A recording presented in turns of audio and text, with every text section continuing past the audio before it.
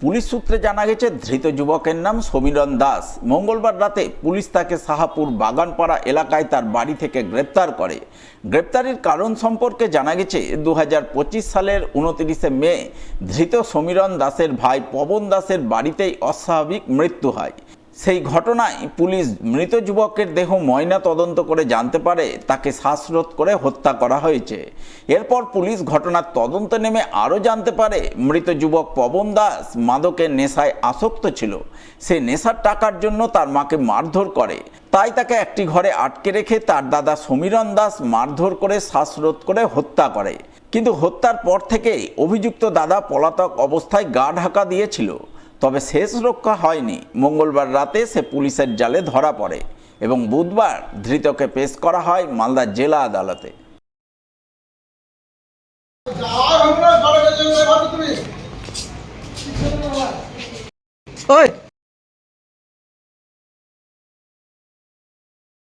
হ্যাঁ